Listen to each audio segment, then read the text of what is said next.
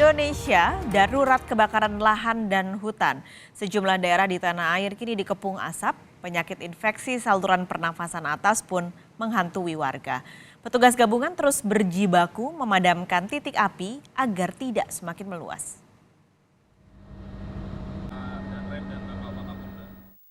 Sejumlah titik api dengan daerah yang masih mengeluarkan asap tebal masih terlihat dari atas udara Palembang.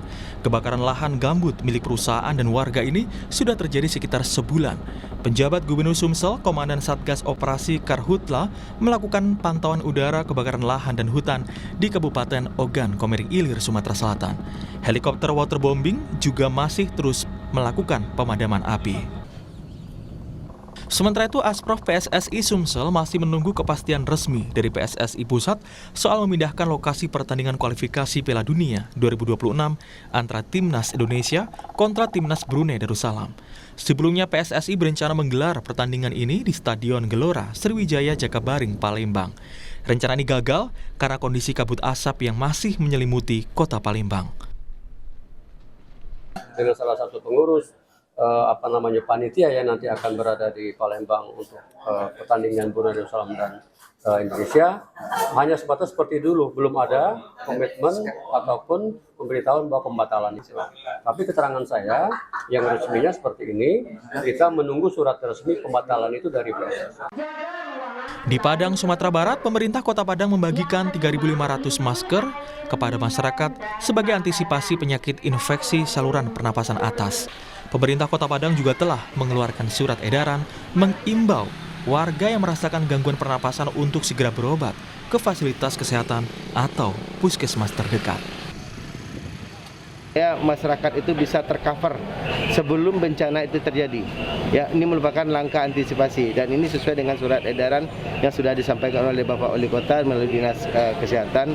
Ini merupakan langkah antisipasi supaya jangan ini menjadi penyakit. Kalau sudah jadi penyakit itu akan menjadi wabah dan kita kiriman atau memang dari sumber sendiri? Iya, kalau dugaan asap kita kiriman karena Padang tidak ada kasus kebakaran hutan.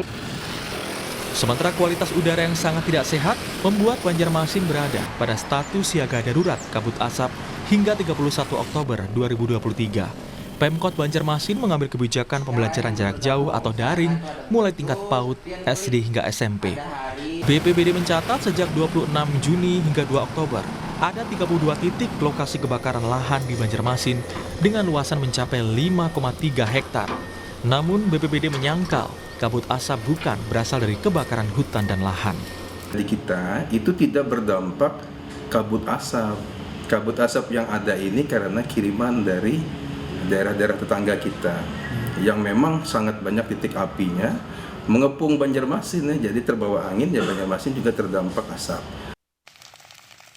Di Balikpapan, Kalimantan Timur, hampir 2 hari kota Balikpapan dilanda kabut asap. Kabut asap terlihat saat pagi hari.